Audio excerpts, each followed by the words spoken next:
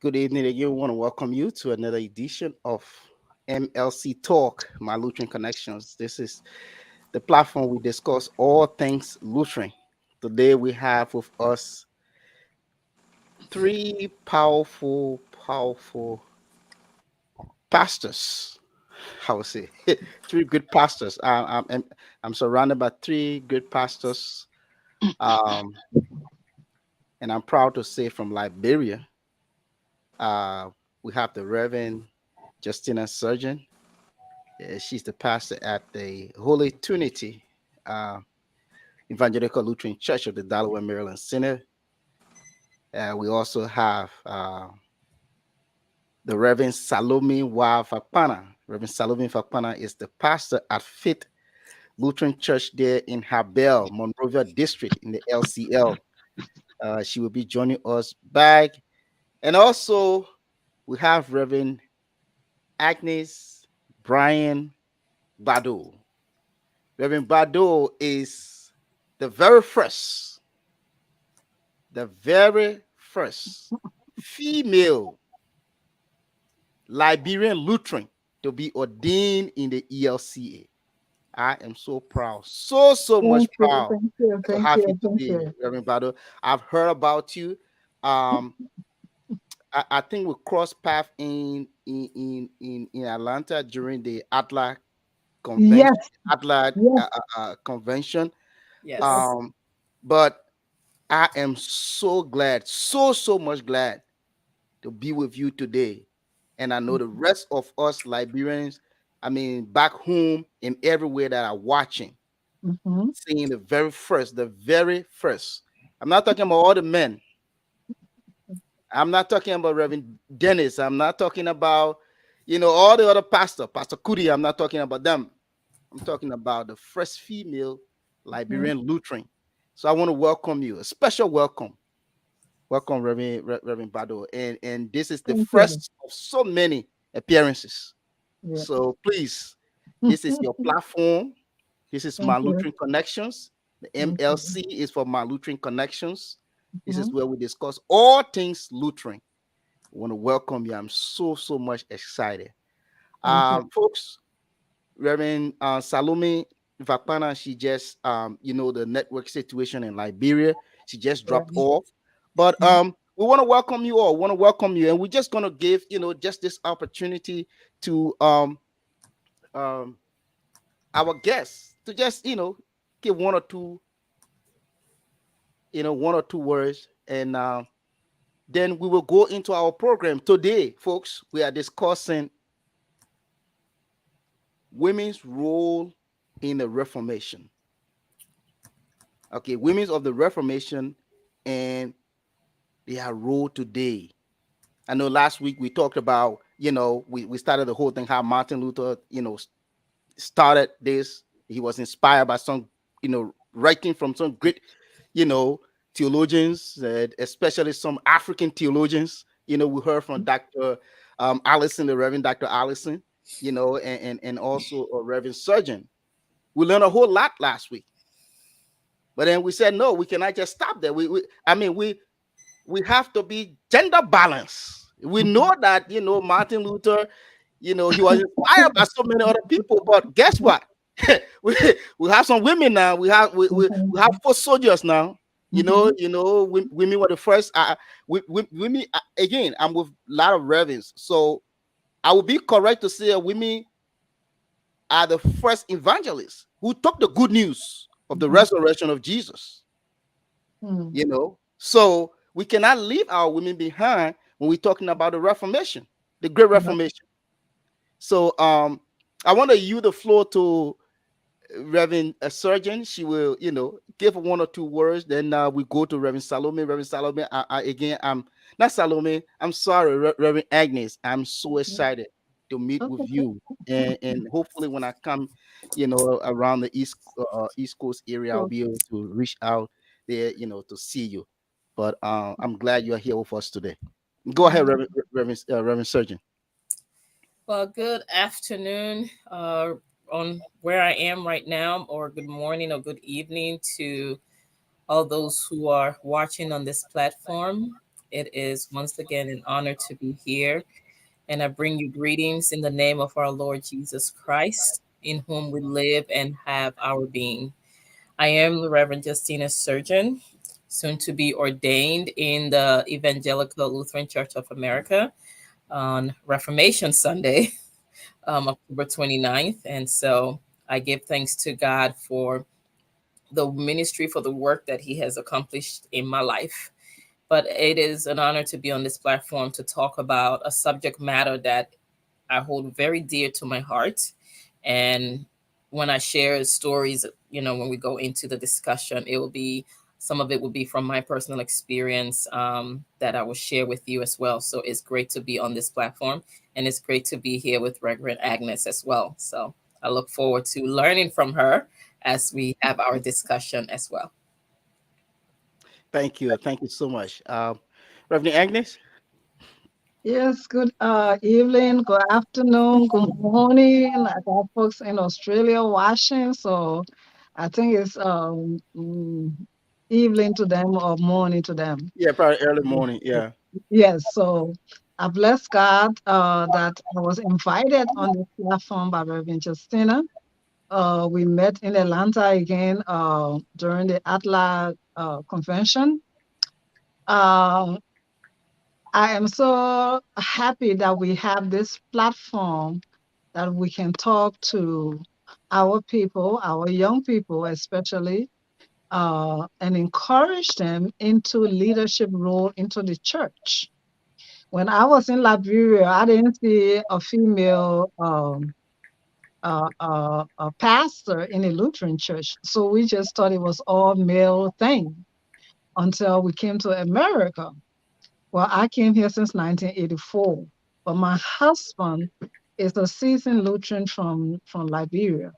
And so through him and his late father, the Reverend John Dracklin, we joined the ELCA, the whole church, the Elections Church joined the ELCA. And so I'm blessed. I celebrated my 13th anniversary on September 19th. So I'm excited and so looking to do new things, how we can move this church forward. And that's why I am here. I accepted the invitation to talk about women's role in the Reformation. Thank you so much. Oh, Thank you so much. sorry. Thank Yeah, you. go ahead. Go ahead. Thank Go you. ahead. I'm sorry. Thank you for inviting me, Reverend Justina. I'm so excited. I announced in the church today about your ordination. And of course, I told your free time people. So we will be there. We are Oh, so great, excited. wonderful, and yes, and I will be there as well. Um, Thank you. Yes, he got a big Reverend role in Surgeon this. is a product of Liberia, the Mhm. Lutheran Church in Liberia, the Lutheran Church in Sierra Leone, and Mhm. also the People's Community Lutheran Church. So we are all excited. We'll be in Baltimore Yes. um, to be part of that historic occasion. So yes, we will be in Yes. Baltimore for that event, and Mhm. I can't wait to meet you in person, Pastor Agnes. Thank you. Sorry that we kind of cross path, and but it would have been better for me to see you in Atlanta first. Yes. you know, Yeah, Atlanta was hectic. It was I busy. know. Yes, it was busy. Yes. Yes. And folks, again, we want to welcome you to another edition of MLC Talk. Today we are discussing women of the Reformation and their role in our church today. Um, Pastor Vapana from Liberia, Salome Vapana. She's actually trying to join us and her network in Liberia. So we will be working with her behind the scene. And you will notice today that I'm on set alone. I'm trying to work behind the scene and do everything at multitask. Our Yes. only sister, couple Silly, will be joining us very shortly. Um, we brother Tableau is somehow busy with the electoral process, and Mhm. he works for the Mano River Union, so he's busy with Liberia, Mm. as well as our brother Batam Ibe Lewili. Mhm. Um, and also our brother Josiah Jokai. Unfortunately, he's not going to be here today as we speak. He's traveling, had an urgent travel to where he will tell us later, but he had to travel today, this afternoon. So he cannot be with us here today. But hey, we are here today. We have two great people. Two great people. My sister is here, Justina Surgeon, and also my mother is here, Agnes, and we are going to discuss. And also waiting for my aunt, Reverend Salome Fampana, to be joining us. So I'm going to ask the first question. I'm the winner one here anyway, so I'm going to ask the question like this. I like to I I like to know, or can you tell us some of the prominent women involved in Martin Luther's Reformation, and and what were their roles? So maybe um, Reverend Surgeon can come in, then Reverend Salome can come in later, or either way, either one of you can come in. But if you can just tell us, we can start from there, please. Okay. Reverend Salome, would you like to go ahead and begin and then I can join you? You see, I'm now sorry, making Reverend mistake, follow me. Agnes. I Oh, okay. apologize. Her Okay. name is just stuck in my head. Really, that's you. Reverend Agnes, yes, please go ahead. Thank you. Uh, yes. Two women I want to talk about today in the women of the Reformation. One of them is the mother of Dr. Martin Luther, Martinus Luther, and I want to talk about her because she kind of encouraged her son behind the scene. Now, Luther's father wanted for him to be a lawyer. Mhm, And when Luther went to join the Roman Catholic Church to become a monk, it kind of like server, like almost like server the relationship between he and his father. And so there is a book that is called The Women Letters to, oh, yes, Luther's Letters to Women. And I'm sorry, I was supposed to be at the church because I thought Reverend Salome told me that, Justina told me that the program was at 7. So I was supposed to be to the church to give you some PowerPoints. But his mother behind the scene was supporting what Luther was doing. And so Luther had to acknowledge first his mother as the one who birthed him and that she deserves the respect of a parent. And so some of us, we have parents who want us to be doctors and lawyers. I don't know how. My father always thought I was going to be a lawyer. And then I was afraid of blood, and then I ended up being a nurse. So coming from a mother's and a grandmother's background and great grandmother, I can imagine the tension between Luther's mother and his father. And so she was one of those who secretly prayed for her son. And so I don't want us to just leave Luther's mother behind and go on. Another woman I want to talk about today, her name is Fern. Fern in Georgia. Fern was one of the women who financially supported Luther's work. We come today into Matthew 20, where generosity Mhm. is the subject. This woman was one of the women. We have few women who supported Luther, but she was a woman who single-handedly gave so much to Luther, and not just to Luther, but in her financial support to the church. She encouraged Luther to use whatever she sent to Luther to be used, especially for the poor. and use it to further education for anyone who had a desire to be a leader in the church. So those are the two women I'm going to be talking about today. Wow. Hmm. Interesting. Hmm, It's a interesting. lot. Wow. Reverend Surgeon? Yeah, yeah, she set the pace for this, and Wow. thank you, Reverend Agnes, for that. And I really appreciate you bringing in Luther's mother.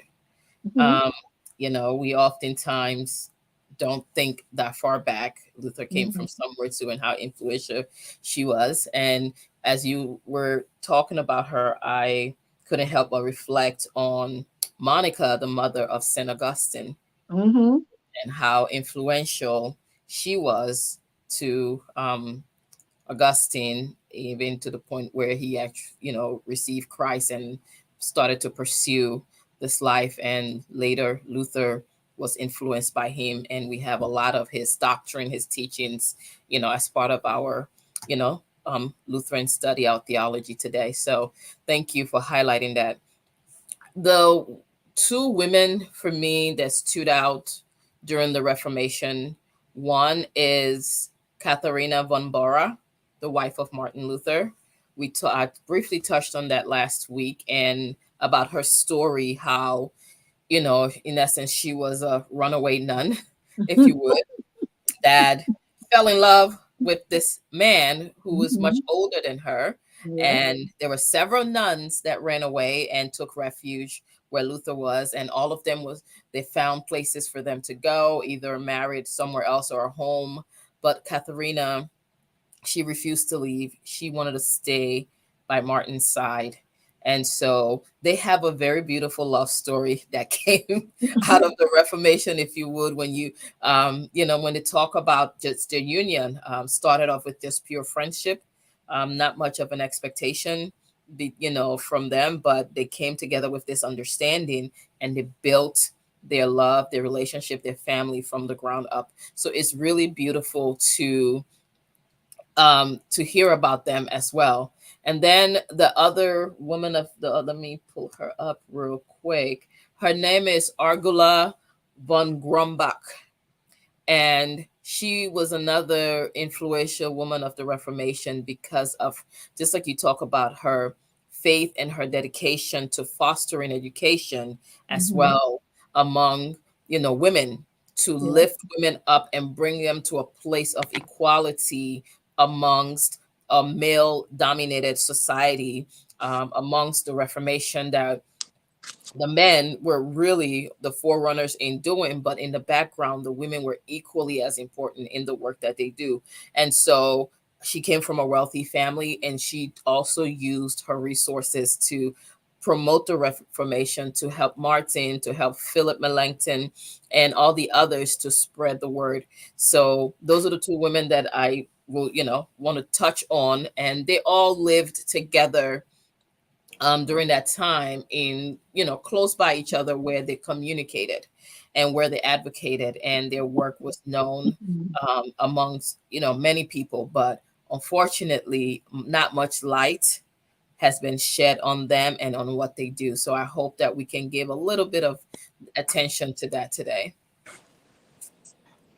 Sure, absolutely. And that's the reason why we are here to discuss the women's Mhm. role in the Reformation.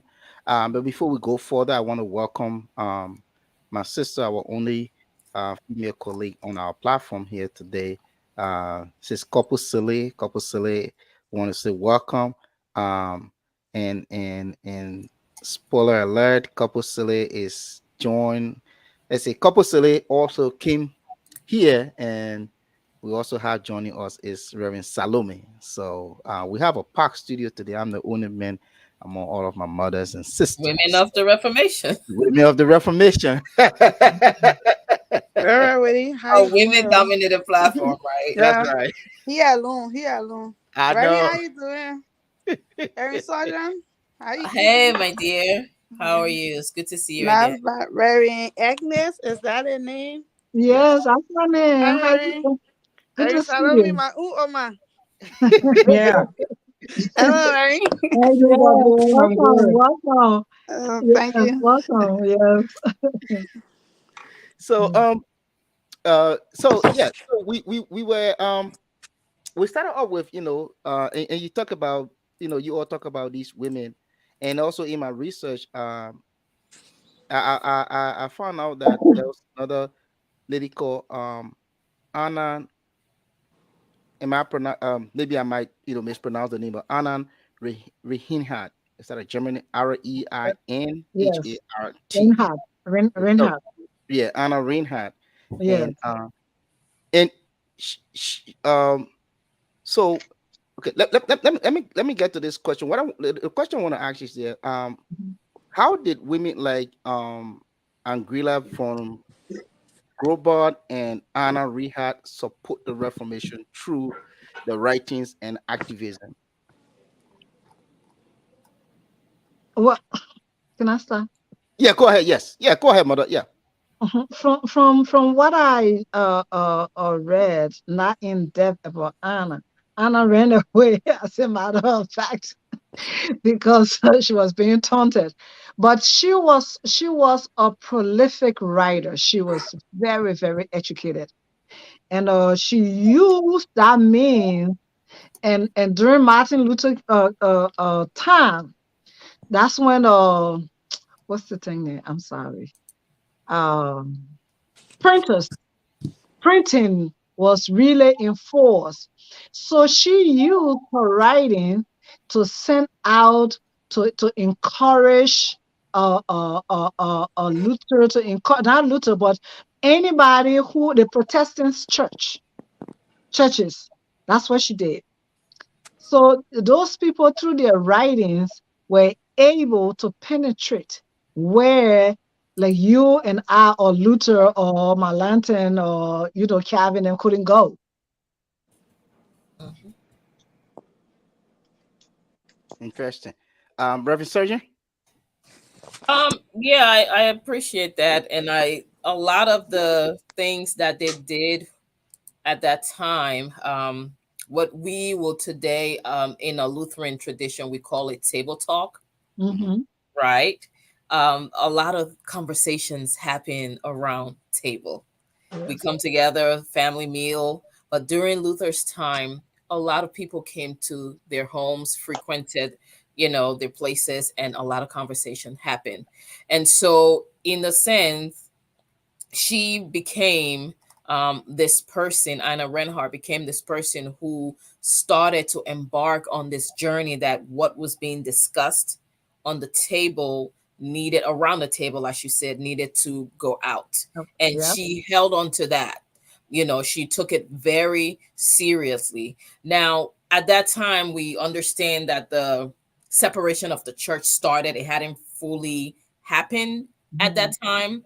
This was around 1518, shortly after, right after he posted a 95 thesis. And so they started at that time to get the message out. And we hear Zwingli, was a part of it as well in those discussion. And so Anna secretly married him, Zwingli, Mhm. right? Mhm. Later on, she was hiding Yes. her marriage from the church because it wasn't acceptable. They didn't want that. But news of them getting married, it came out, people heard Mhm. about it, and Mhm. it Mhm. just took off, in a sense that, because Zwingli was like the first reformer, if you would, to get married to her. So that was this big thing. Yeah. And it stirred up a lot of things. But Mhm. what we love about her is that she loved to hear the gospel story in her own language, in her German tongue. And so once the Bible was completed, being translated, she just took it. She had this passion and this fire inside of her.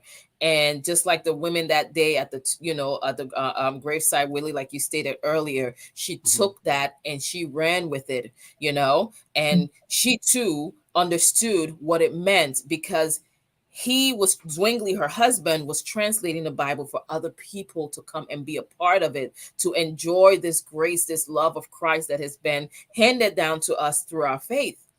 And so she was actively involved in, reading proof sheets, right? She was actively Mhm. involved in listening to the stories as they were Mhm. being told and giving him advice and just guiding him in that way. So she stood by him. And it was really important it is really important for us to understand that the important major role that she played in there. So, in addition to what she did, being the first reformers to get married, if you would, but it was a lot. There was danger as well, because of the climate of that time. But she really, sacrificed a lot, put herself in jeopardy, if you would, her household in jeopardy to be able to get the message of the gospel out there for other people. Thank you so much. I'm going to give the time to my colleague, Sis Kopo Saleh, and she will ask some questions. Sis Kopo? Yeah, Woody, thank you so Yeah, much. And thank thanks you. to our Well, guests, our ladies, our Reverend. I want to say thank you to all of you. Like we are saying the same thing the role women play. Women always play the major role. For every successful man, there must be a strong woman behind that man. that's what Mhm. it is. So it was not Luther alone. We had Catherine behind him who was wrapping his back. Yeah. So my question, it has to do with the issue of women doing the Reformation. Was they highly respected since, especially for Catherine, right? Mhm. After being a nun Mhm. and wanting to leave or left the tomb and went behind and Luther, was she highly respected because of that, or she was always they were always playing food out of her because she left the dormitory, and followed Mount and followed Luther? So were there a respect for her? The church people even look at her for what she did, Mhm. or was it a positive thing that she did, or it was they took it as being negative? The issue that the fact that she follows Luther. Hmm. um Mhm. I know that Reverend Salome has a lot to say about that because that's the lady she's going to that's a female she's going to talk about today. But uh even if nobody respected her, Luther, Martinus Luther, had a lot of respect for Catherine. And he never called her Catherine, he called her Lady, Your yes. Grace. Hmm. Katie Luther. Hmm. He he he respected, he put that woman on the pedestal where she belonged. Yes. She was the business manager. And I'm sure that Salome is going to talk a lot about that. But before Luther's death, she was one of those women that people went to for counsel, or if they wanted to get in touch with Dr. Luther, with Dr. Luther. So she was a very, very respected woman in her home, in her own household, with her husband. Any other thing? I don't know, but I know, but Salome, that's Salome's thing. So I don't want to go over her. No, you're fine. You're fine, Ma. I Next, love your is it knowledge. Salome or not Salome? Justina. Justina. Yes, Justina. I'm No. sorry. Justina is going to talk a lot about Lady Kate, her Grace Kate. Yes. Thank you. Thank you. Yes. So to answer your question, couple, within the circle of Luther's group during the Reformation, Katharina was respected. Yes. One thing Martin didn't play with was for anybody to disrespect or to Yeah. hold that, because he was setting an example. He was creating something that was countercultural to the Mhm. Reformation, to others who did not really, where that was not a part of them. And so there was even a quote from Luther where he said that he held his wife, Lady Katie is how he Yeah. called her, Mhm. like in high esteem, almost above Christ, to that Mhm. way, and people thought that was like a sacrilegious thing for him to say. But it just shows how much he valued her, that he gave more credit to her, he said in his words, than to Christ, just because of the role that she played in his life and during the Reformation. It was something that he took very seriously. And so during the Reformation, the people who came to his home respected Katie, Lady Katie, Oh. as much as they respected Martin. They Mhm. had many children too as well. And so coming to their home was not just to come and see Luther, what they were Mhm. being a part of that family that Katie did very well to Yeah. manage to run, like Reverend Agnes said. And so her typical day, as it describes her, began early in the morning. Like for many of us women, she would rise up very early and she will start to prepare because she knew her husband would be expecting people who were coming in, Mhm. and before the 95 Theses and even after the 95 Theses. And what I love, this endearing term that Luther calls her, is the morning star of Wittenberg. Mm. Wow. It was so beautiful that Yes. he boasted about her, that he Mhm. calls her the morning star because she rose very early in the morning. Now, any woman, I'm sure, would love to be called the morning star by their husband, Mhm. to show how much they value them and how much they Mhm. appreciate what she does, not just for him, for the children, for the household, but for the community that was Mhm. in some sort of a chaos at this Mhm. point. But underneath of that, it reveals their happiness, their love, and their marriage and what was going on.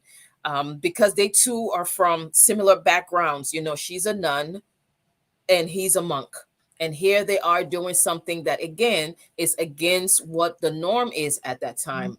And Mhm. so her worth and what she did in helping manage the household, if you would, people would come to support the Reformation. They would bring whatever gifts that they have, monetary or otherwise, and Luther would turn it right on over to Katie, to Lady Katie. And it's not much different from our culture today in most part, where we see that in some household, not all, but in some household, when the income does come in, there are men who trust their wives to take care of the home, to provide, to feed the children, and to do all those necessary things. So those things are a part of some cultures and in our lives today. But so Katharina, at that time when she married Luther, Luther was 42 years old and she was 26 years old. Mhm. Wow. So you see the difference in the ages, Mhm. Yeah. right? And so, but both of them, their lives changed dramatically after that. Getting up 4 o'clock in the morning or 5 o'clock in the wintertime to oversee. And they had a large home, a large farm. And Mhm. so she learned to do everything from paying the bills, from gardening, raising livestock, which is something that was, a source of income, Mhm. running the household, and even doing something that is very traditional in the German culture is brewing beer for the Mhm. family. Because Yes. what I've learned from my travel to Germany and being a part of the Lutheran church and the culture here, Lutherans love their beer. Mm. They love their beer. And Yeah. so she learned how to brew beer for the family, for them to use that when guests come so they can be hospitable to them. And so, what a family that was to be a part of, having 6 children. Mhm. And then, as if that's not enough, she adopted 11 more children. Oh, Wow. Mm. yes, it Yes, is. because people were coming from all over and they were passing through, hearing about the Reformation. And a lot of them at that time, they were homeless, they were refugees, they didn't have relatives that they could go Mhm. to. And Yes. so that's how Katerina, Lady Katie, just took them in and brought them into their home. And then the university where they stayed at, it started to get filled. That's how they started to fill the university with these students, with these refugees who were coming over to live. And at one time, they had about 40 rooms, which were usually empty, but Mhm. 40 rooms got quickly filled with these people who were coming. So not only was she doing the work of being a wife, being a mother, being a caretaker to, Luther and his friends, here she was taking care of, six children, 11 adopted, and more that kept coming in and pouring. So, can you imagine the immense pressure that she was under? Yeah. But Luther said that she didn't even complain. I know Mhm. I would complain to a certain degree, wouldn't you, if you when we experience such pressure because it's too much. But she was very accommodating, right? Because he knew that these people were depending on them for something. And so Luther stayed out of the domestic affairs of the house, and he deferred everything to his wife Katie because he trusted that she was being led by the Holy Spirit to do this work. And Mhm. what did that allow Luther to do? Focus on the Reformation. Isn't that what we do for our Mhm. spouses? That Yeah. when they have their businesses or Mhm. work, that we take care of the Mhm. children as women, we take care of the home so that our husbands, our parents, or male figure, or even our bosses, if in our Mhm. jobs, would focus on you know doing the work and whatever else it needed to be done.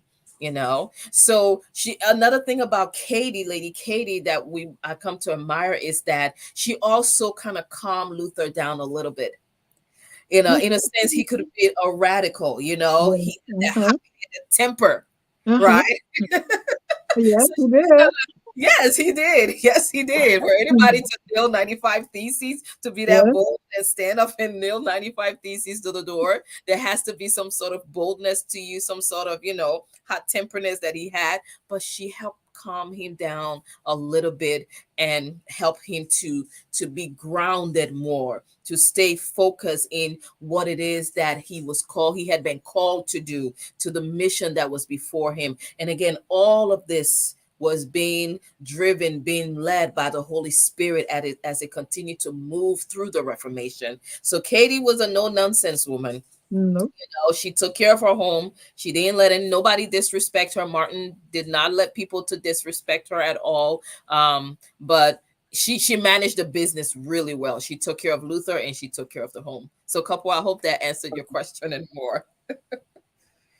Yes, very. Thank you so much. Like during the response, there's something that you mentioned. You said, she didn't complain.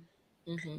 Yeah, yeah, much she had six children and she adopted 11. 11, And at imagine. the same time, at the back of Martin Luther supporting him. So Mhm. from that, my thought is, the fact that she was helping her husband to accomplish his goal. So the issue of complaint, she like, oh wait, I'm not even going, even if it hurts me, Mhm. right? I'm not going to look at that because we Mhm. want to achieve something. That's what Yes. a strong woman Mhm. does. Yeah, she Mhm. always at the back of her husband to Mhm. encourage him. And I guess sometimes, at the time, he felt like he wanted to give up. But then she was like at the back, no, this is something that we want. We just can't give up like that. So I just Yes. want to say thank you, Rary, for that. Mhm.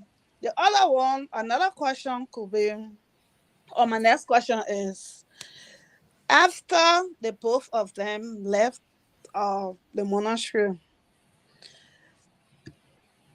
the children that they brought up, did they uh um organize or let's say a prayer house, or all of them remain in the church? Because during our first lecture, Reverend said that he left in the church till he died. So after he did all of those things, the Catholics really accepted him as he was. After he went through all of those things with the Catholic Church, he, his family, the adopted children, and his own children, did the Catholic Church see them as being part of the Catholic Church? Mm. Reverend Sorry. Agnes, you want to start that? Yeah, we're gonna bring Yes. Agnes in again. Yes. Oh, yes. And I'm sorry, but the Roman Catholic Church, that's where we get confused. My dear daughter, uh, um, Couple. Solomon, Yeah, Yeah, couple. couple. Yeah. couple, Mhm. my dear daughter, couple. We from Liberia or Africans, we get confused, and we call the Roman Catholic Church Catholic.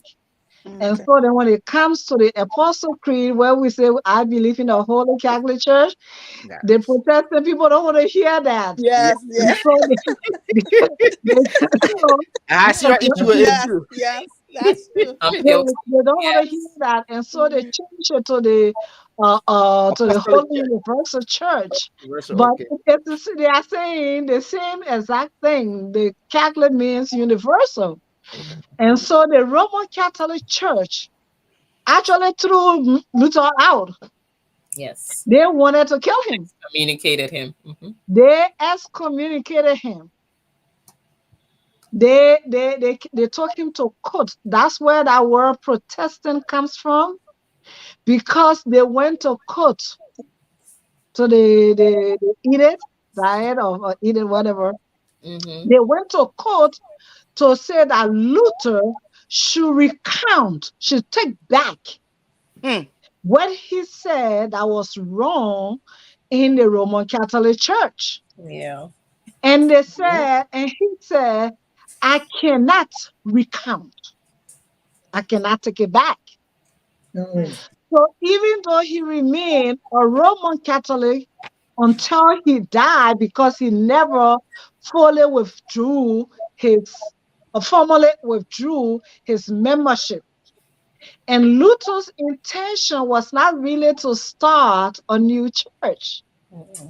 Luther's intention was to bring to light, like Justina said, bring around the table what is wrong in the church. Hmm. How can we fix this church? Hmm. That was his intention. It was not his intention for the Protestant to call themselves Lutheran. It was his intention that what actually, like now, we in the ELCA are trying to find our way, what is wrong in the church. How can we fix this church? Hmm. How can we include the Black people, the people of African descent, the Asian? How can we include them without being prejudiced and honor paying them? While we are paying the Caucasian more, while we are respecting the Caucasian more than the people of other descent. And that's why Luther was fighting for. And this is really what brought us. Elections were called Elections Pentecostal Church. Yeah. But the teaching, when I started to do the book of Conquer, I'm like, God, this man's mind. It's like it is in 2020. When did I graduate? 2019 or 2014. It was like his brain was like 2000. Mm. Like what was happening in 2000 was what I was reading in the book of Concord. So Luther really pushed for us to learn, for us to learn. And that was one of his strongest points. He said, I cannot recount. I will not take it back. So of course, the Roman Catholic Church, they didn't like him. They said they excommunicated him. But the good thing, I'm sorry, Justina, you soon come in. The Okay, good take your time. thing is that Luther knew that in the water of baptism, God claims us for himself. So we are adopted Mm-hmm. into and crafted into the Christ, like into God's family. So nobody could take him away from God's family. So that Yes. was Luther's theology. Beautiful. I'm Hmm. going, my dear. Hmm. Okay. Mm, mm, Wow. mm. Okay. Justina. Yes. My big sister said it, and thank you for pointing that out, that we so easily forget to, Catholic versus Roman Catholic. But thank you for Mhm, pointing that out. mhm, As a couple of the question you asked was about Katie, Lady Katie, and her children, and 6 children, and what happened to them. Um, when we look at the life of Luther and how he died. And after he died, I will say that Lady Katie met some challenges Yes. after his death to Yeah. sustain herself and her family. One would think that, having been the first lady, right, for so Mhm. long and standing beside Luther, that Mhm. upon his death, she will be well cared for. Her children will be, well cared for. She will be treated, Mhm. properly. But that wasn't so much the case. No, it didn't And happen. Mm. right, and I'm sure when Lady Katie, I forgot to mention that when they left the nun, where they were staying, there was a group of Mm. nuns. The monastery. It was on Easter morning that they Mhm. left, and they never looked back. And when they went, others were giving men other families to marry, and Katie was giving someone to marry, but that person denied her, did not want to marry her, but instead he Mhm. went for someone, another person, lady who had more wealth, right? Yeah. And so Katie decided that she would marry someone, with respect, that Mhm. respects her, not so much Mhm. about love. Yeah. Mm. So that what it was for her, Mhm. having experienced that. And Mhm. so, if when we look at it psychologically and mentally and see what she was going through, you can say that, okay, you've been burnt once, right? Love Mhm. didn't work out. Next, as Mhm. long as you respect me, I'll respect you. We're good. In Yeah. a sense, that's what she did. And I'm sure that Lady Katie, did not picture herself or what it would look like to leave the nunnery, the convents where they were, and to be, now in a position where she was going to marry someone who was, way older than her, almost double her age, right? Mhm. I'm sure that she didn't picture that this person would be a reformer who had been excommunicated from the Roman Catholic Church, someone who had been labeled a heretic. We can't forget that Luther was labeled a Mhm. heretic as well. There were so many things that were against him or against, her not doing it.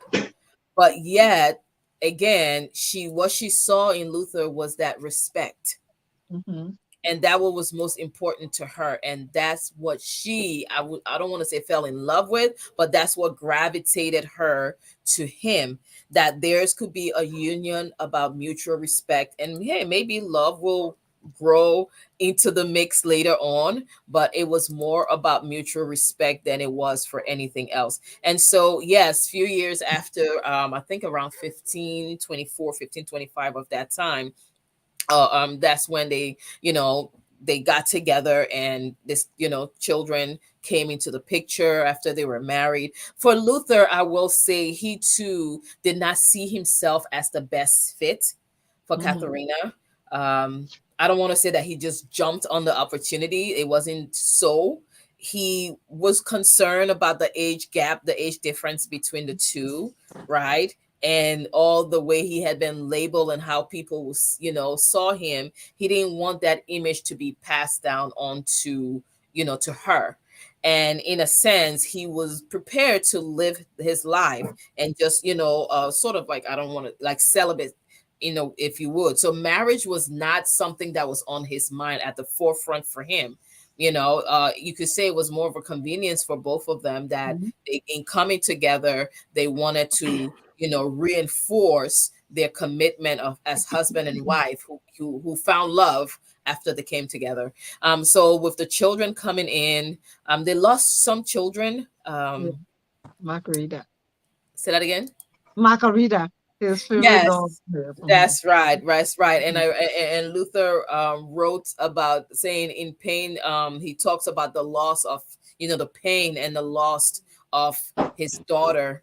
Yes. And how they grieved, right? But God blessed them more, with Mhm. more children after that. Mhm. And Mhm. I think, yeah, you said the name earlier. I don't remember all the names. So I'm sorry, but Mhm. their union was blessed, and so, but in the end, we show how, as much as people have the good heart and to make change, couple, there are others who want things to be like the status quo, Mhm. because that's in essence what happened to Katharina, Lady Katie, after Luther died.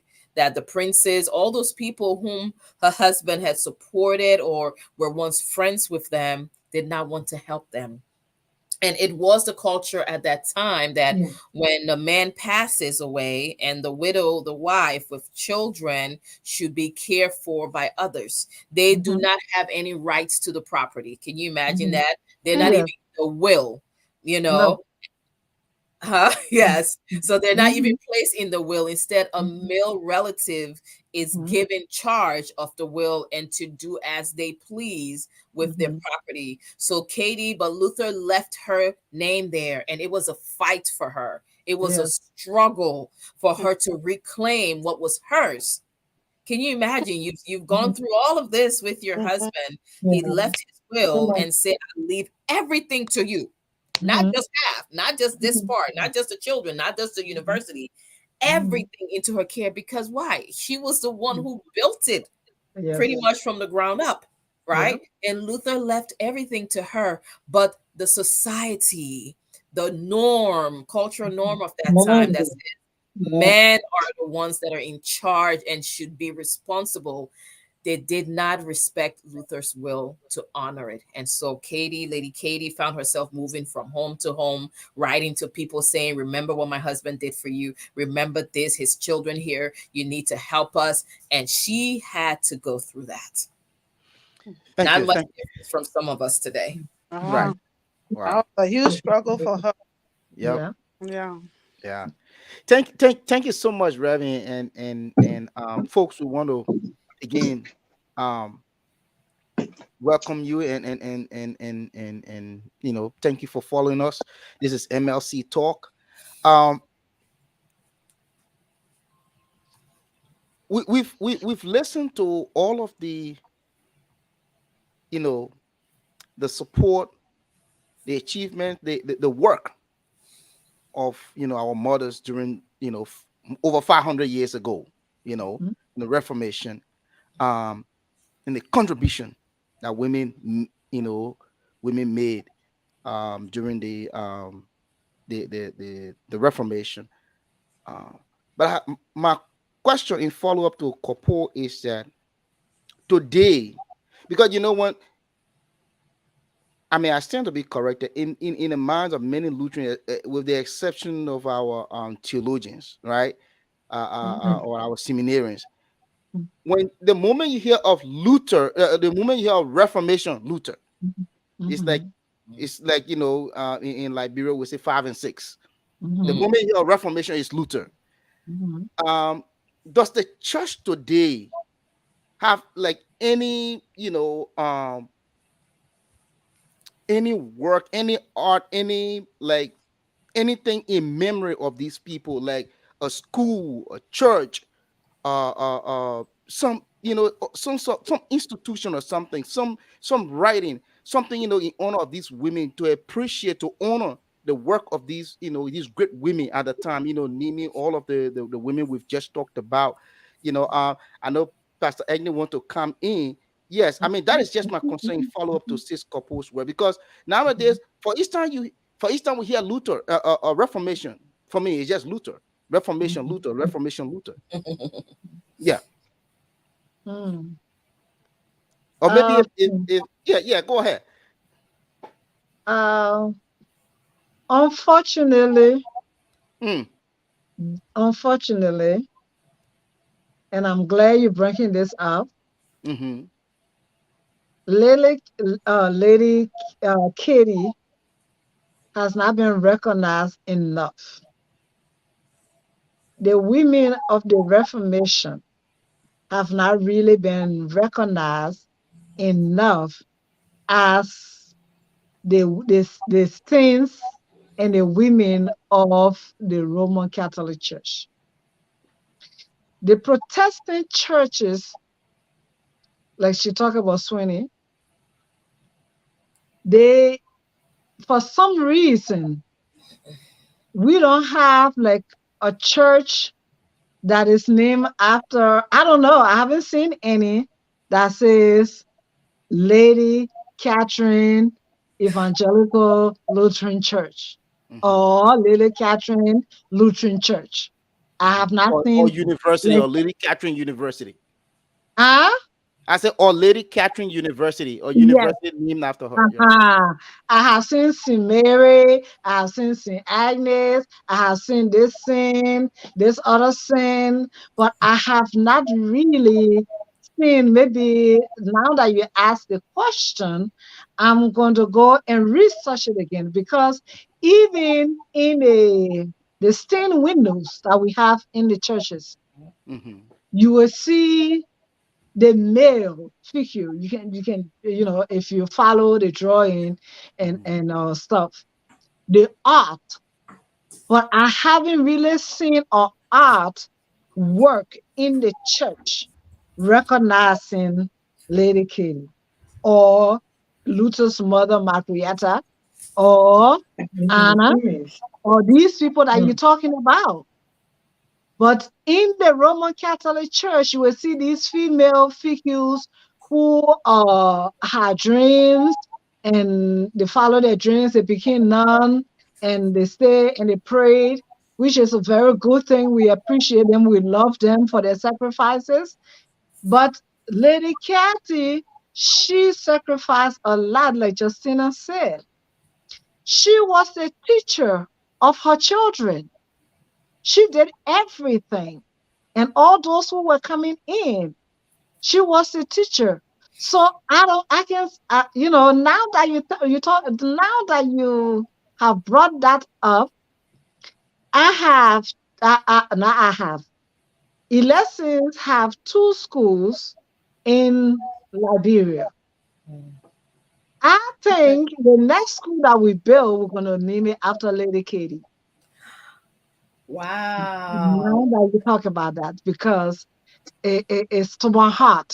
I was thinking who to name this school after, so that. That is But now that you brought it up, Very good.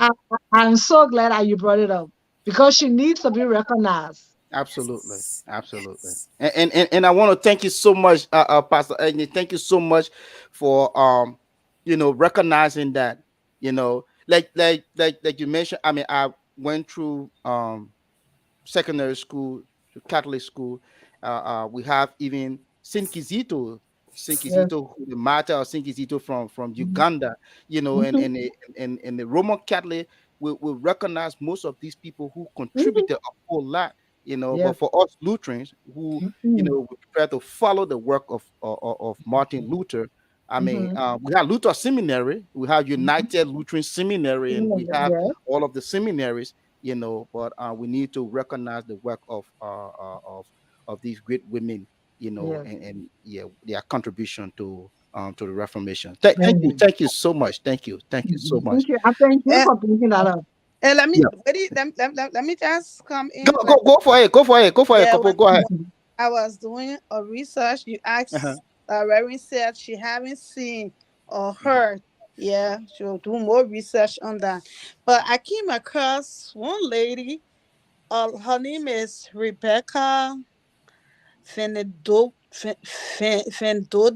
Is Vandoodeward. And Mhm. she Mhm. wrote a book. Mhm. Yes, she wrote a book. She's the author of the book, but she wrote it. They call it "The Woman Who Helped the Reformer." Mm, Mhm. She wrote it appreciating Catherine for the help that she gave Martin Luther during his struggle. So Mm. I just want to flag that the title yeah, is "The Woman Who Mhm. Helped the Reformer." Yeah, wonderful, yeah. wonderful. Thank you, Sis Kofu. Thank you, Daughter Kofu. I will Yeah, look for that book. yeah. And also I want to add that, since in fact we're talking about some women, in current time, there's an emerging group called the Reformation. It's called Reformer. No, it's an emerging group called the Reformers 2022. Reformers 20 Reformation 2022, the movement. Mhm. And yeah, Reformation 2022, the movement, and it is headed by a female pastor, Pastor Mm. C.C. Mills. Mhm. from North Oh, Carolina wonderful. Senate. Yeah, Yes. North Carolina. Listening. And Yes. she's leading this group. And even I've been in some of the meetings, and even our bishop, the Bishop Bill Go, um, Mhm. you know, I also saw him in one of these meetings. So women, women do play a huge role, and that's why when we were also frowned upon, uh, Mhm. that we were all male on set, we had to yield to those, constructive criticism, to look Mhm. around, and we were able to get our sister couple silly to Yes. actually, join Mhm. us on set. I Yeah, know. Bishop, I to be able want to to join us fight. on set. One ever I female. don't want one female family. Oh, okay. We're gonna get one more. We're gonna get one more female to join us. I know. But okay, so we've talked about the history. We want to, we've left Germany now already. We want to let everyone Mhm. know, let our viewers know as well. We've left Germany already. Mhm. we, we we will come around in the ELC a little bit, then we can, travel down to Africa. We're gonna transit in the, in the Mhm. ELCA, then we will go down to Africa. um we just want to know, like, like I talked about Reverend CC Mill, and there are so many other great women, talking about current day reformers. Do you care to talk about some of the women, from the ELCA, and, like Pastor Agnes talked about, calling to action, advocacy, you know, um, you know, you know, equity in, in our church, seeing men and women the same. Male pastors are not paid differently than women pastors. We'd like to Mm. give you the opportunity to speak on that a little bit, please.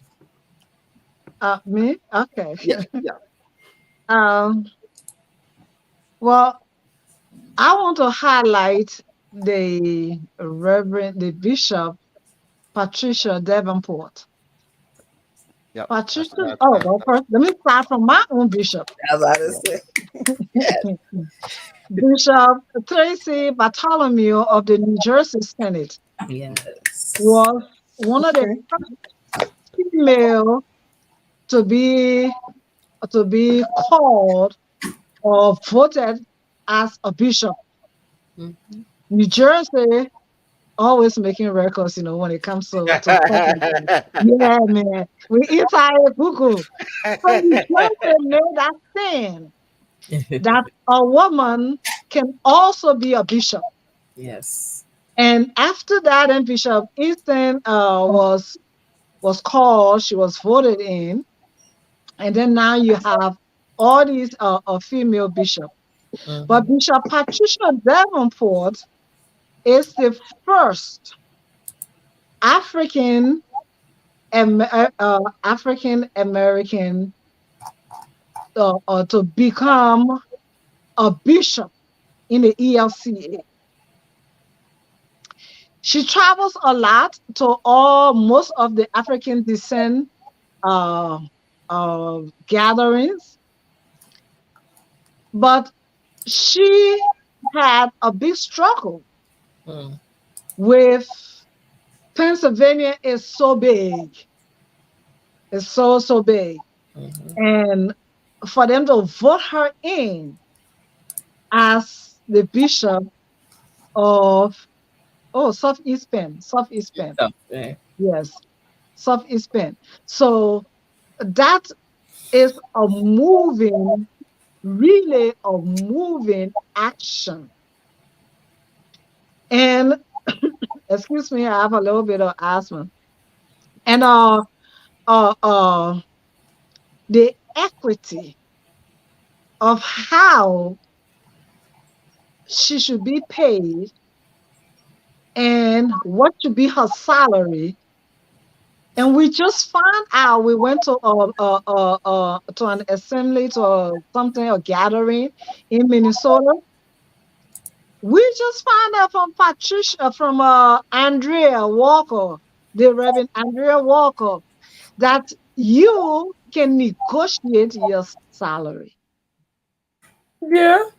Yes, female pastors. You don't have, because what they are offering you is the bottom line. Right. And so you have to negotiate for yourself. Hey, mm, rent mm, in New York is not less than 2,500 or 3,000. That's right. So your housing, they cannot say, oh, 1,000 for housing, you take it. Hell no, that's not going to happen. That's That's my our no, bishop, bishop. yeah, Yes, Bishop that's our Patricia bishop. Davenport. She was in Liberia in April at yeah, the. Yes, yeah, yeah. yes. Thank you, Father Bishop. You have to negotiate, you have to fight for yourself. And that's what, they say, oh, you're going to all these conventions because I have a lot of young women in my church who have aspiration for leadership role. Right. And I want them to know that they cannot take the bottom line. I didn't know that. Oh. You don't have to take the bottom line. You can go, well, what's your maximum? Mhm. You can negotiate for $10,000 more Mhm. because you are worth it. Yes. I Mm, went mm, to, at the time, it was the Lutheran Theological Seminary of Pennsylvania. I have a master's degree in divinity, just as anybody mm, else who went to to any seminary, because we have people coming from the good thing that the ELC is doing. They are solely bound with ecumenical work. So Right. we have people coming from the Presbyterian Church, from the Episcopal Church, from the Methodist Church, and from where again? We have the Episcopal, the Episcopal. Methodist. mm, Yes, Yeah, those are our communion we partners. are hiring them into leadership positions. But most of them are Caucasian. What happened to our color? Hello? Let us. mm. So we are raising up women Yep. who will take our positions, and they need to know that they don't have to take the bottom line. Yeah, That's right. yeah. That's right. Would that help you out, my son? Sure, And wait, sure, and sure. wait, Yeah, wait, absolutely. let me just come in for what we're and Reverend is saying the issue of Go for it, women couple. Go just for it. the issue of women just women you Hey, take a position and you just go for a Mhm, bottom they go on July I was opportune to speak with the young people they celebrated an annual youth day and mhm, they wrote me to speak on the role of the role young women play in leadership in youth leadership. Mhm. So mhm, when I was doing my research and I came across that mhm, like when women are offered a job, mhm, the institution or the entity they save more mhm. than on male. Yes. Yes, so when Mary said that just now, I had read on what I read because they got a notion that a woman will not want to go for that bigger salary Mhm, because she feel inferior or mhm. probably yeah she doesn't have that strength as a man. So we just would need to erase that notion. If a Thank man you. is occupying this position and he's paid Mhm, 10,000 and a mhm. female goes there, I think that it should go across. But Yes. if you are saying we should go and negotiate, then what is the because we women Mhm, have an integrity, right? So mhm, if the salary is to that position, I think it should mhm, be across.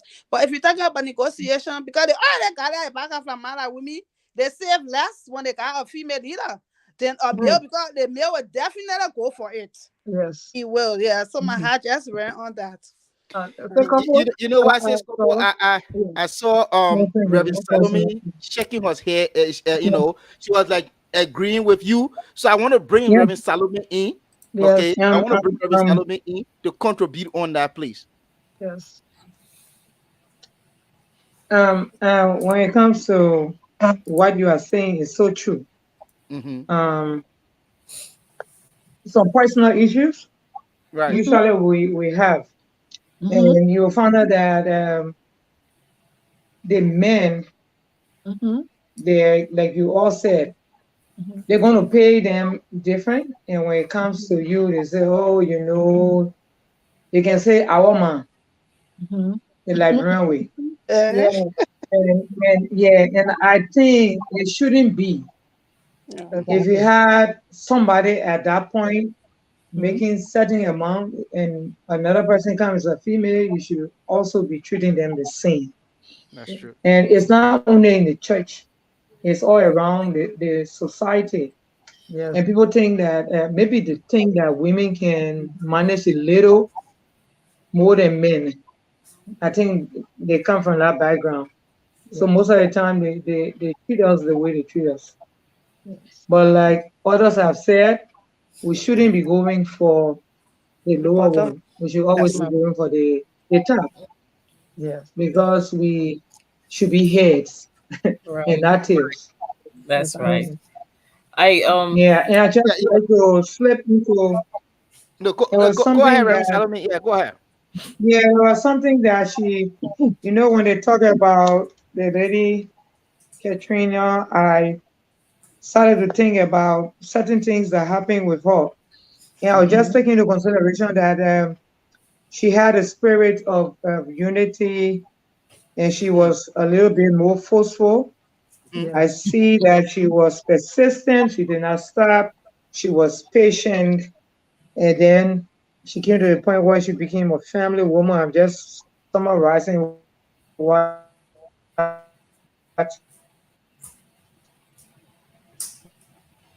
you all been saying. So And she what didn't want to happened with stop you? as a family woman, but she went to being the business tycoon of that time. And I also see that she was supportive. And Hmm. if we have to take something from this woman, we should be taking some of these characters and take it with us mhm. as we go forward in ministry because a lot of times we find out that it's difficult and you come to the place where it becomes like a red sea before you. But never Mhm. mind, there's always the Holy Spirit will come or somebody will step in to take us forward. Yes. And I don't like the end of Lady um, Katrina. Exactly. Katerina. I don't like how it ended, but Mhm. all was in the plan of God. Yeah. Yeah. Hmm. So thank you. Yeah. I Wow. just want to touch that. Sure, sure, absolutely. Reverend Surgeon, you want to add a 2 cent on that, or you okay? I'm okay. Okay, all right, no problem. So I know Reverend Agnes had, you know, let loose us a little bit. We were so much in the traditional setting Mhm. in Germany, just Mhm. following straight line. But now we've in our transit point in the ELCA, she has touched on something talking about equity and making strict reference to Fairness, right? um in fairness, yeah, Mhm. talking about justice, Yes. Mhm. in our church all about about justice, I would Mhm. say, racial justice, and Mhm. climate justice, Mhm. and just so many, and also we are reformers, so Mhm.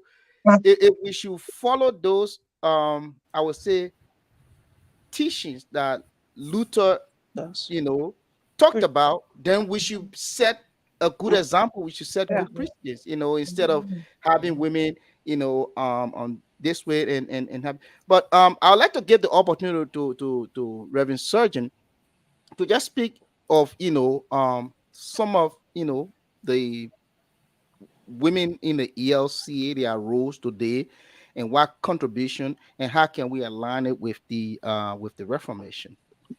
Okay. Thank you, Willie. As we know, women continue to face challenges in so many aspects in our society because for long the role of women have been one of domestication, taking care of the family home, and that's your place, that's where you belong. Mhm. But there are many instances, or few instances, where there are certain people who sought to change that, even though it has not been brought to light in the forefront. Yeah. Example again, Martin Luther and other reformers who, try to do that with their wives, mother of their children. But within the ELCA, as we learned about women of the Reformation, I attended the conference in Germany a few years ago, and it was an eye opener for me. And as I came to learn more about women's ordination within the ELCA, and it's fairly recent that the ELCA started ordaining women, for that matter. Mm. I believe the first woman that was ordained in November, I believe it was 1970, Elizabeth Platts. Mhm. She was the first woman to serve in the ELCA.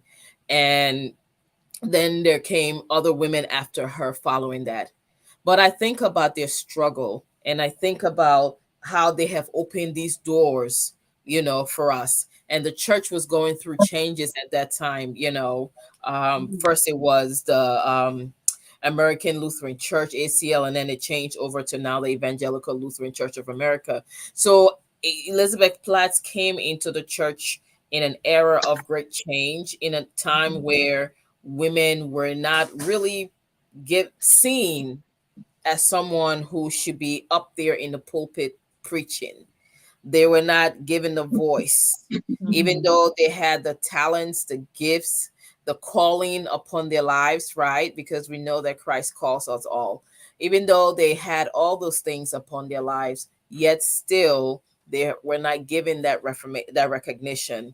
And Mhm. it's not just within the Lutheran Church that we see this; within many other denominations, Mhm. it happened.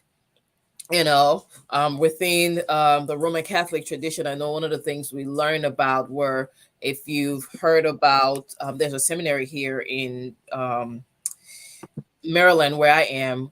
It's called St. Mary's Seminary. It's a very popular seminary here, and it was named. Little did I know, and I did this in my study, that a group called the Oblate Sisters of Providence. They founded. They started off very little, and they grew up. Where this group of nuns, if you would, are African or were African American. They were blacks, but Mhm. yet their story of how they founded this first was just school to promote Christian education in their community.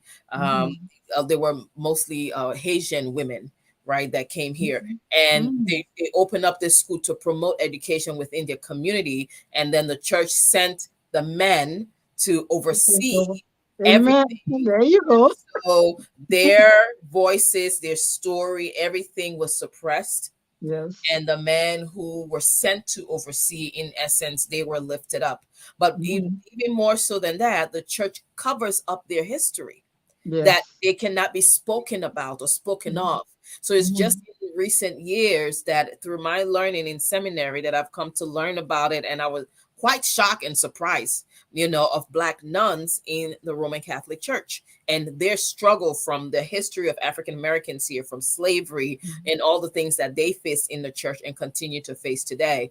But coming back to the ELCA, once that, Elizabeth Platt became the first woman, and then she brought other people, started coming in, and they started to be ordained in the ELCA. The first black, I would say, excuse me, the first black woman to be ordained in the ELCA, I believe this was in North Carolina. Her name was Arlene Miller. Bishop Mhm. Gold of the Delaware, Maryland Synod recently posted a picture of her on there. But Earlene Miller, she was the first to be ordained. And then also Latina women as well, because it's not just blacks, right? Yeah. But Mhm. Latina women was the Bishop Lydia, Reverend Lydia Cobb. She also became the first. And so we start to see women in various capacity that are being ordained within the ELCA, because the church is recognizing a lot more people are being very vocal about the Mhm. importance and the voice of women within the church.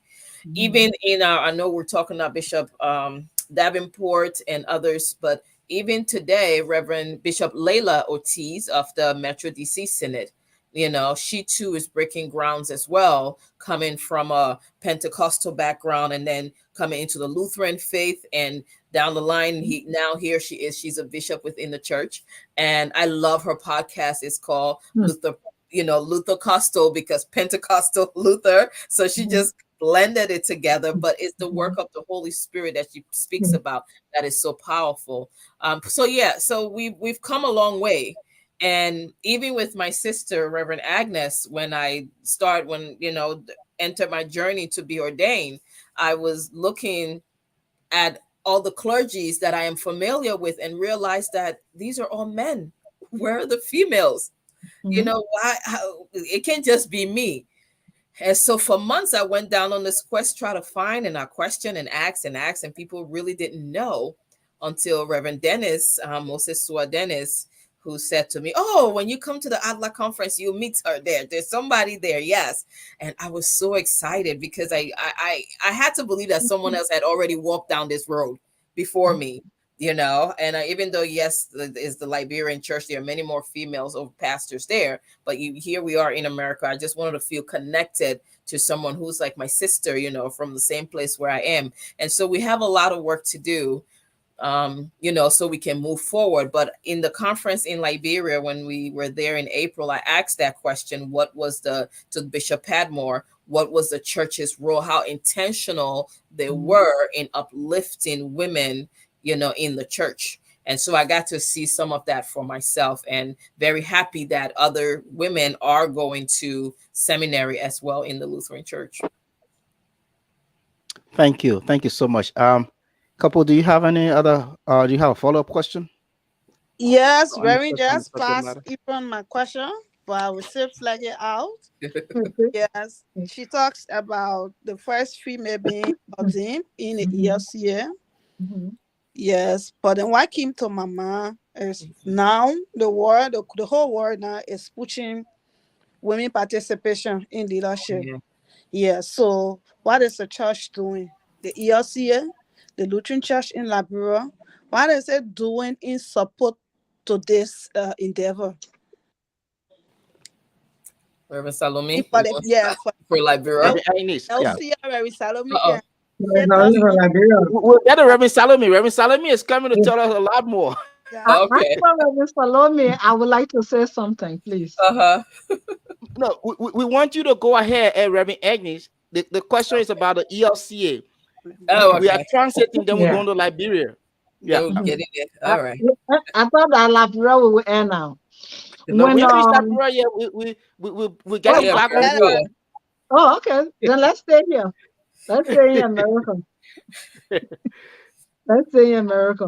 Yeah. I Yeah. think the ELCA is being intentional about including about inclusiveness, being bringing in the women, and one of the things that I learned, if you don't, I know you don't know my history, you don't know anything about, but in 2010, I had an accident and my spine went like that. We had just we had just been received as a congregation, and then everything went downhill. I had a major surgery and I had two strokes. In the midst of that, I'm still going to school. And I am grateful, very extremely grateful at that time, the Lutheran Theological Seminary. All the professors, they didn't baby me. They said, you must learn this thing if you're going to be a pastor and a leader in this church. And I didn't want to learn Greek. I didn't want to learn, what's the other one in Hebrew? I said, they're too hard for me. And one of my girlfriends, she's from the AME church. She told me, she said, I'm going to go to your congregation and I'm going to tell them that you're not fit to be a leader because you're running away from a little thing like Greek and Hebrew. And I said, what? She said, that's a language, that's a little thing. If you run away from something like that, what will happen when your chest split? Where you going to be? And so the ELCA and the New Jersey Senate and the Theological Seminary They wrapped their arms around me, my classmates, and they said, "We are going to see you through this, and you are going to learn this." So they have come a long way from where the ELCA was, and they are doing. I'm sure they are moving in the right direction. We're not there yet, but by God's grace, we're going to get there. And I never get tired telling the children. I'm called the children's pastor in Trenton here. They put the Trenton police, Hamilton police, all the borough police. They know me. When they say somebody do something, they say, go ask the children pastor, she will know. And so I'm encouraging our people, our children, go for it. If that's what God is calling you to do, go for it. But don't expect somebody to baby you. To say, we're going to give you A, or we're going to give you C, just so you can graduate and leave from here. No, I worked. I worked. And that's what we need to instill in our young people in the ELCA to move forward. I'm so glad when I go to these conventions and assemblies, and I see these young, tiny little black kids just come up and just shooting it out, a doctor, the this and that. And I say, hooray. So let us continue to lift them up. That's what I can say. I'm sorry, I took too much time. No, no, no, no, you're fine. Thank you, Reverend Agnes, for that. I just want to add a couple of things. One of the ways that the ELCA promotes, excuse me, leadership, women leadership within the church is through the International Women's Scholarship Fund, or Funds for Leaders, that the ELCA has. I'm not sure how well known it is, but when you're going into seminary or even the bishop's office in Liberia, perhaps are familiar with what that does. But it encourages women, not just here in America, but International. international women leaders. It builds leadership, and our very own Lima Bowie, right? uh, Mhm. we know that she was a part of that leadership that brought her up, and gave her education in that sense, and leadership tools and skills that she needs. She is one of the forefront, of this international women's leader of the ELCA. And so the program is very intentional in recognizing, uplifting, supporting financially and in other ways women who are coming and coming into leadership role. I mean, they understand the disparities in the economic system, the wealth in different countries, right? Apart from here in the US. And Mhm. so this program focuses on those people, women who the church uplifts. And that's what I love about this, because the church makes the recommendation. They have Yes, to lift up these women leaders and say, yes. we see your gifts, we see your talent, you're Mhm. doing this. And it's not only to ordain ministry as a pastor, it can be to a diaconal ministry. You can go to school and get your training, or be ordained as minister of word and service and become a deacon, or you can be ordained for Exactly. minister of word and sacrament and Mhm. become a Mhm. pastor. Mm. So there are different ways that you can benefit from this, but in the end, the program is investing in emerging leaders, and that's what I love about it, because it's a global partnership. And so I'm not sure how widespread this knowledge is within our churches outside of the US, but it's something that the ELCA here is very intentional about, and something that I promote when I talk to people that want to come in, but they're financial. We know how expensive college is, Mhm. and seminary is no different. And so this is one of the ways that they take away the cost, which is a burden. They give that gift to you so you can focus solely, and the hope is that you go back to your community, right, to build your community so that your community will be strong and continue to flourish.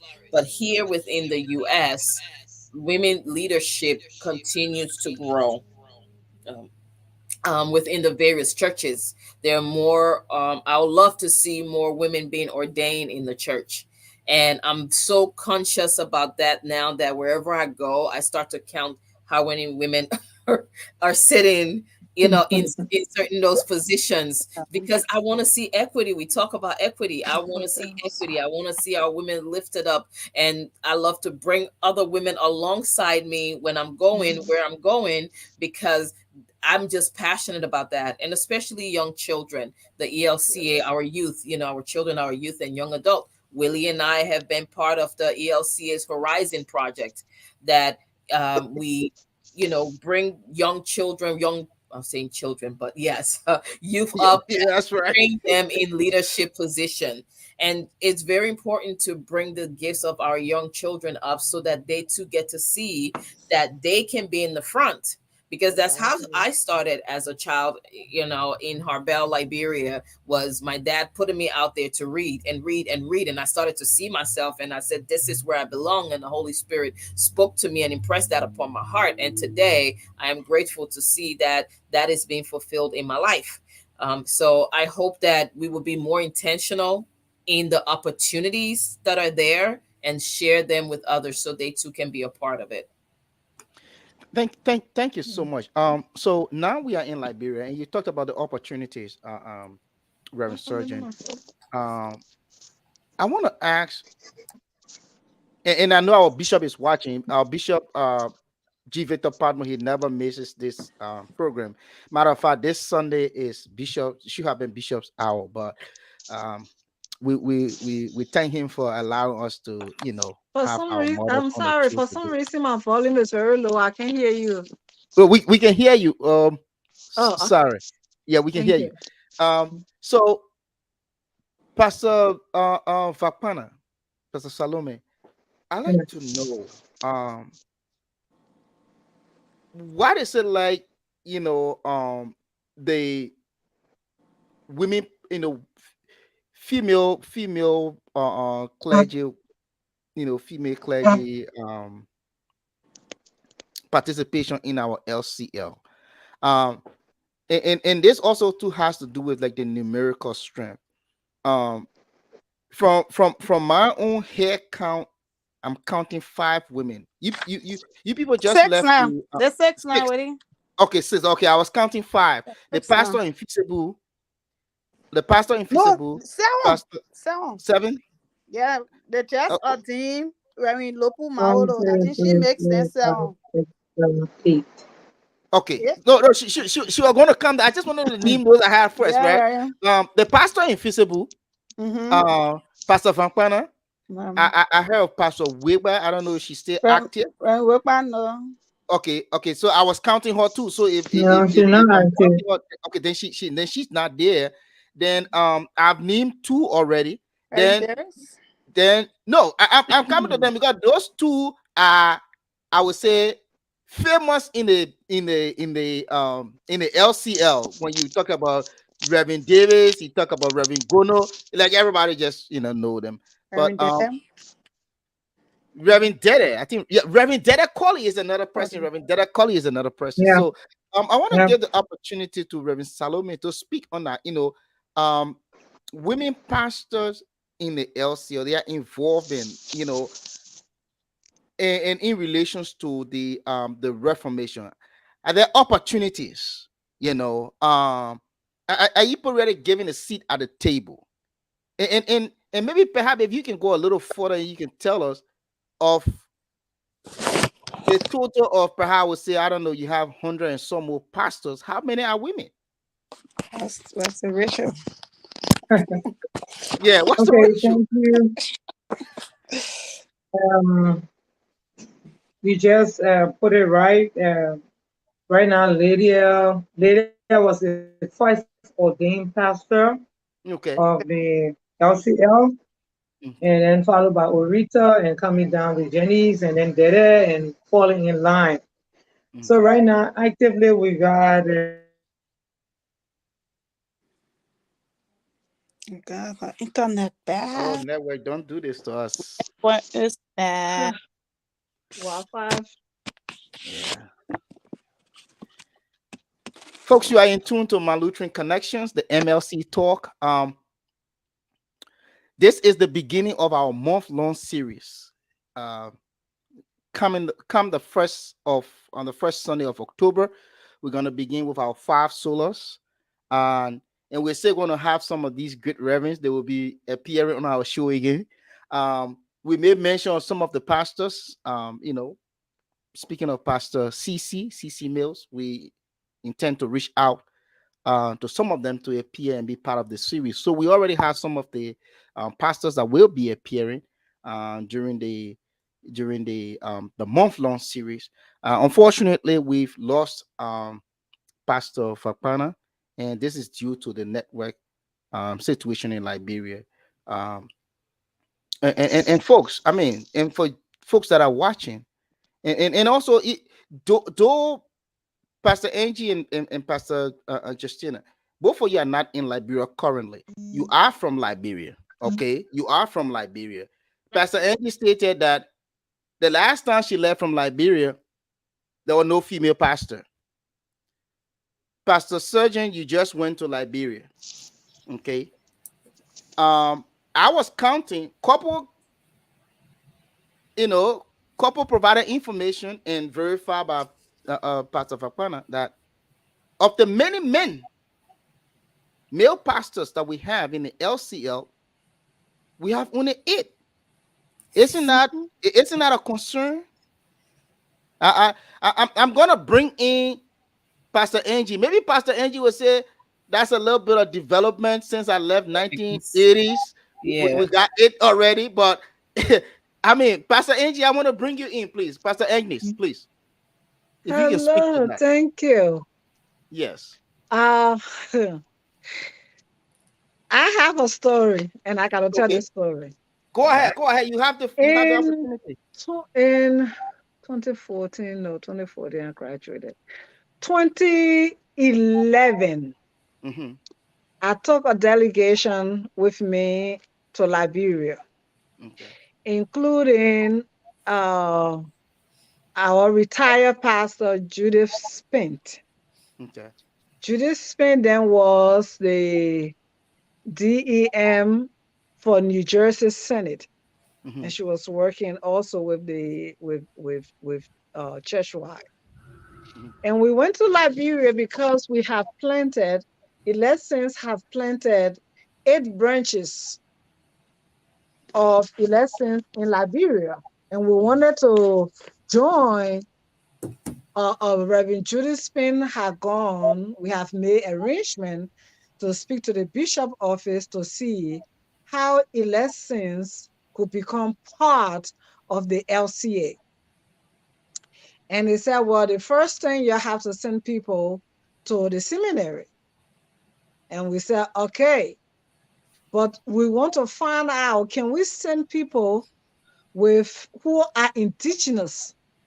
Because these churches are in Riverside, in Grand Bassa County, in #1 compound, or in the bushes.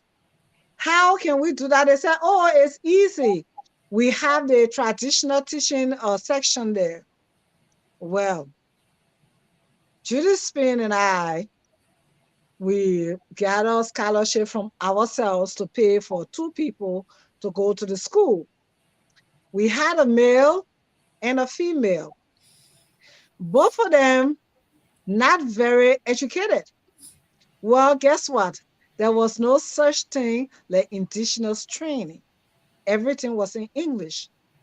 Those people fought and they learned the liturgy, they learned how to preach and teach and how to lead a church. Mm-hmm. Upon their graduation, I went back to Liberia and we said, well, our people have graduated. We want to know, can we ordain our people? Can you ordain our people into the Lutheran church? Guess what they told me? Mm. The Lutheran church does not ordain women. I'm Wow. like, what? Said the Lutheran church does not ordain women. I said, and you made us spend our money to send this poor woman Mm. to the seminary. And after 3 years, you're telling us that she cannot be ordained. And I came back to America. I came back. The ELCA asked me, and I said, there is no female pastor there. They say why? They say, oh, we been there, we saw the in colors. I said they are not ordained. And if I must push it, I push it all the way until they had to start ordaining women. Wow. Because it was a total shame. It was a whole scam that when people left from different countries and went to Liberia, they would put collar on some woman and they said you must be the pastor, and she wasn't even ordained. Wow. Wow. That Wow. was shameful. It was disgraceful, and I was really, really upset about that. And I went all the way out from New Jersey Senate to the top ELCA, and some way, somehow, they got involved, and now we bless God that You women have are it. being ordained in Liberia. Amen. We see what women can Amen. do when they Amen. in leadership. Thank you. Thank you so much, Pastor Agnes. Thank you Wow. for It's a That's testimony. a thank you for great. your perseverance. You did not want to stop there when they told you that women could not be ordained, and you That's Yes. kept right. pushing, Yeah. just like Luther's wife. You kept Mm-hmm. Yes, pushing, Katarina. Yes, Katerina. Lady Katie. Thank you so much, um, Pastor Surgeon. So this is what we're gonna do. You're gonna put in your 2 cents on this. Um, then you're gonna give your closing wrap up. Then we're gonna go Mm-hmm. to Pastor Angie. Pastor Angie is gonna give her closing wrap up. And traditionally on the show, our pastor is gonna do our benediction. So Pastor Angie That's will be doing Agnes. Pastor Agnes. You know, uh, It's she got okay. 8 women ordained now in the That's Lutheran okay, Church in Liberia. So baby. she's Call me fine with it. anything. Call me Oma. Call me There you Chirama. go. You see there? go, go, go, go, go, Yes. go ahead, Very Pastor Sergeant. very gone out, yeah. Yeah, Yeah. her Pastor Salome network went out was her not. network. Yeah, Network. Yeah, yeah. sorry, babe. Unfortunately, yeah, Let the ask something. Anyway. Yeah, let's see. Hopefully she would get on before Yeah. we finish. But yes. so, yes, to wrap it up, I think that a lot of, I appreciate the progress that been making, the intentional Mm-hmm. progress that's been made. For us here in the U.S., while there are opportunities for us to be trained, to, receive these training to go into a congregation, we're also facing this, discrimination in some regards, Yeah. racism in other regard, because there are some states where the racism is just there. Oh yes. There's a Liberian um, lay leader in a church who for over 5 years or so she's been trying to enter into the process in the ELC. And when Mm. I step in, I got to know about her and heard her story. I try to help her through the African National Ministries, but she's been trying and she can't even get entranced. And Mm. entrance means within the ELCA there's certain phases you have to go through, discerning that you have been called, the church works with you with your bishop's office. And entrance meaning they're telling you, yes, you can go to seminary. That's Mm-hmm. what it is. She has not even received that approval yet, and she was struggling. Mm. And it came, to be because of where she was. She was within a synod where the people did not value, in that sense, women's leadership, and especially being an African as well. And so I try to steer her to go into word and service, which is becoming a deacon. But it came to the point she was so discouraged that she remained a lay leader. And Mm. so as part of the African National Ministries, we see a lot of this, where our pastors, not just females but males also, are receiving some type of treatment that's just not, we talk about equality, right, and being fair.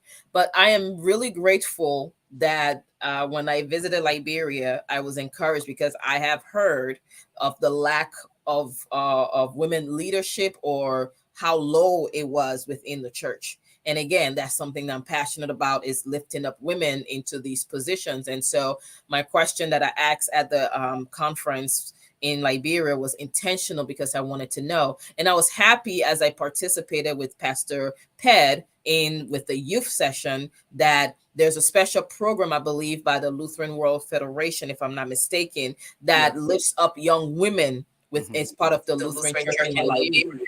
All It right. It lifts up lists up young young women, women, gives gives them them financial financial support to support to start their start. business. and for them to be able to sustain themselves and make income for themselves, but it teaches them leadership. So I'm Right. grateful for that. And even talking with Bishop Padmore, sharing with me that two ladies, women, seminarian, are now part of the Lutheran Church, the seminary there. And so to help support them, because that's one of the things that we is on the back of our mind is how we're going to get support to go to seminary. But I'm grateful that there are means and there are ways. God always make a way. God always provide. And so my advice would be that we should not stop, that we should encourage more and more women to take on leadership roles within the church, to ordain ministry. I know that we do already, but what I mean is the role that to be recognized formally in that way by going to seminary, becoming a pastor, becoming a deacon, deaconess, however it is within the church. And I'm truly inspired by Reverend Agnes' story.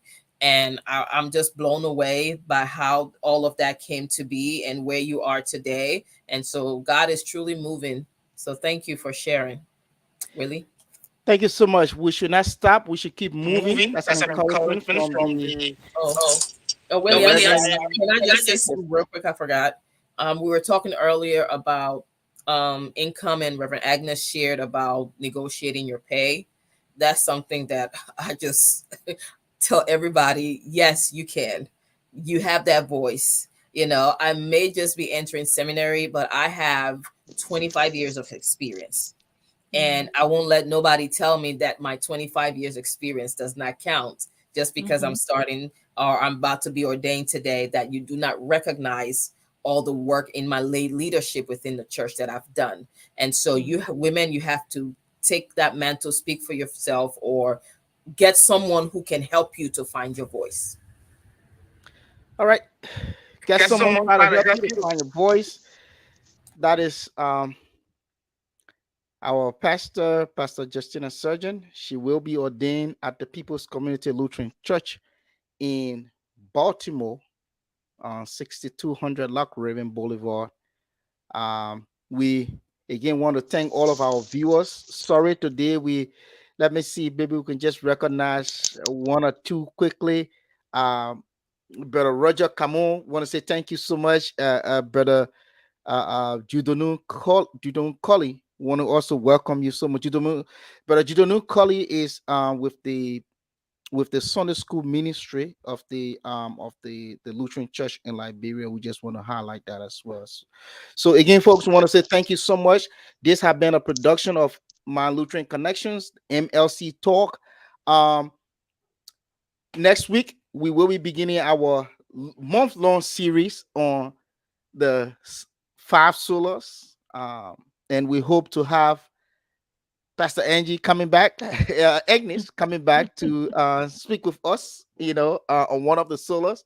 We'll try as much as possible to be, diverse in this whole thing. So we have we have a list of, speakers that we want to bring in to come and, you know, to come and speak on each of the solas. And I too, I'm very, very much, interested in learning more about them. And again, want to say thank you all so much. And we know that time is fast spent. We did not look at the questions. We did not look at, we did not look at the questions. We did not look at the some of the comments and everything. But we want to thank you all so much. This has been a very, very interesting topic today. We were looking at the women of the Reformation and the role of women in the Reformation. Again, we want to say thank you all so much. We're going to bring in our pastor, Pastor Agnes. She is going to do our okay, before we can have Pastor Agnes coming in, we have our sister couple Yeah. Salid. We will make a comment then. Yeah, Reverend, Woody, before Reverend give our benediction, I just want to say thank you to our female pastors, Reverend Surgeon, Reverend Agnes, and Reverend Salome, who the network cannot permit her. Just want to say thank you. I have learned a lot. Yeah, for me, I'm interested in women leadership. Yes, I'm interested in women leadership, and there is nowhere I will be when it comes to taking responsibility, and I just let it that I know I don't feel fine for that. Yeah, when it happens. From our end, the LCL, yes, LCL is doing well, but we need to do more. Having 8 female pastors is nothing. Yeah, we need to do more. And we need to encourage our young people, especially our females. The last time I asked Reverend concerning when Reverend talked about the shortage of pastor, and I said, what are we doing? What is the church doing? That make people to create interest in the pastoral field. Yes, not only us developing a puppet pastor, but we should have other areas where we have more female there. Yes. Yes. And say they are working on it. And when we talk about the female, the 2 female are in the seminary, and they all from my parish, from Partners Way, right in Lobu, and says Helena Bona. They all from my parish, but yeah, we can boast of that. And Banafe can boast of us training a lot of pastors. Yes, I just want to be thankful to our parish, but we need to encourage young people, especially female.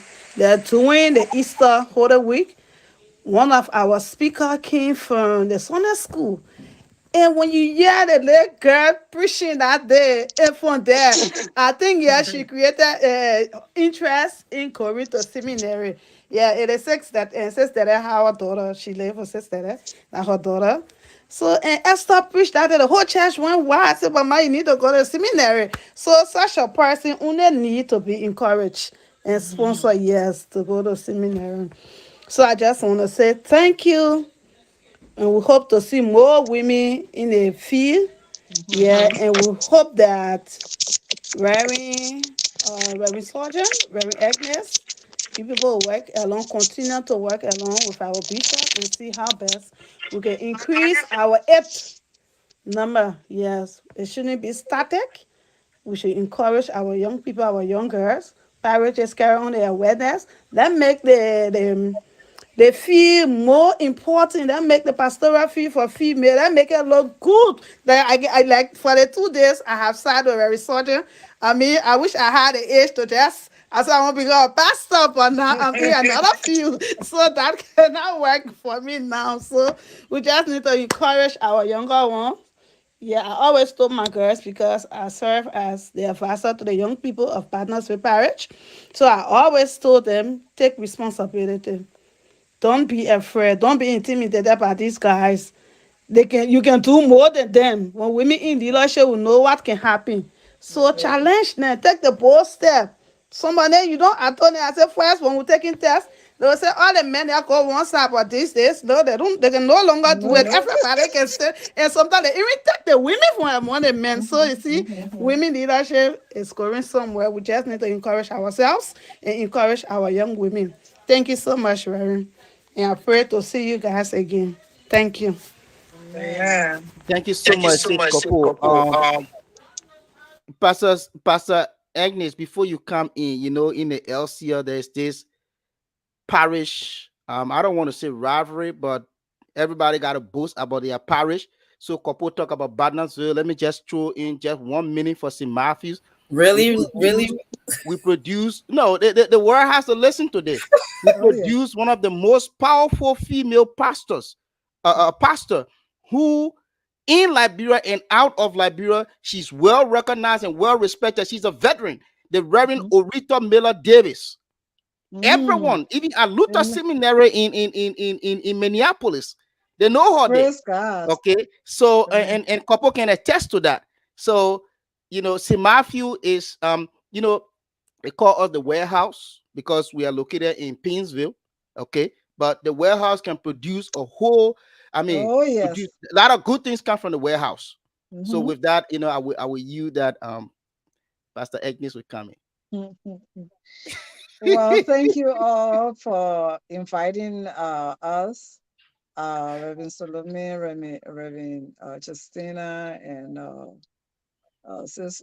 We just happy, sis couple, and the whole team, because there are people behind the lines that are doing all this work. We just grateful, and like you said, I'll come back anytime and thank, give words of encouragement.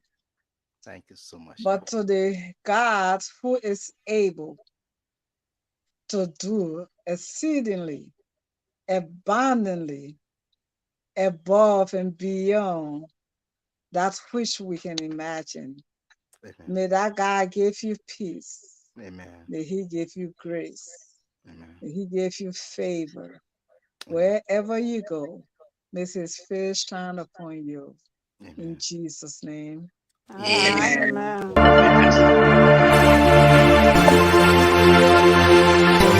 Amen.